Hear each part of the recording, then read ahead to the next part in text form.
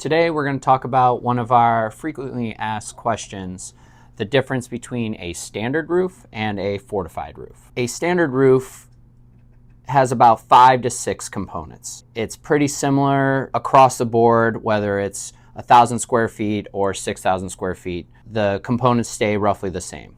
On a fortified roof, it's a little bit more in depth and it starts all the way down at the foundation.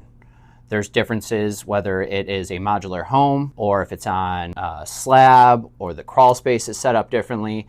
There's quite a few different criteria components for that one. Then it goes up to the trusses in the attic, spacing between them. Most homes built in the last 20, 30 years, 16 inches off center, 18, and then some variations from 20 all the way up to 24 inches. All those qualify, but anything beyond the 24-inch spacing, it disqualifies the home no matter what the foundation setup is. One of the other components outside of the normal roofing setup is the decking size. A lot of homes built 1980s and prior are built with planks or boards, either 1x6s, 1x8s, sometimes 1x4s.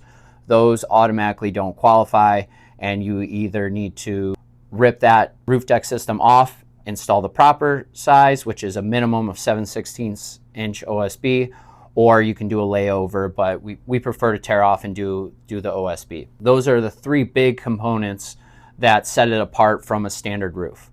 All those other factors you can just do a normal roof on. Now that we've established that the home qualifies for a fortified roof, we can go more into the technical application of the products themselves. We can start with the reinforcement of the roof deck, either reinforcing the existing roof deck or when we're installing the new roof deck system, we have the proper spacing and the proper nails that meet the IBHS guidelines. Next, we have the sealed roof deck system, which is either going to be taping of the seams or ice water shield over the entire roof deck. After that, we install the oversized drip edge. The drip edge is also installed to the IBHS standards with a specific spacing between the nails and a pattern of which the nails are installed. Once the drip edge is installed, we then install the felt. There's a few different types of underlayment you can use. We typically use synthetic felt. The synthetic felt is also installed with a specific nail pattern and specific safe spacing from the IBHS. The felt is laid down, then we install the starter.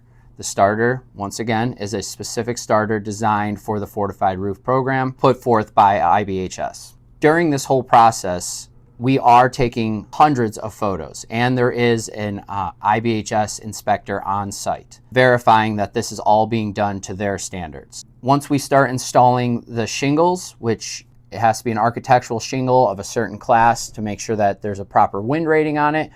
There's even a minimum amount of nails needed of 6. On a standard roof, you can do as low as 4 nails and still qualify for the 130-mile wind rating or 110 to 130-mile wind rating. But with fortified, it has to be a minimum of 6 nails, which is also being photographed during the whole process.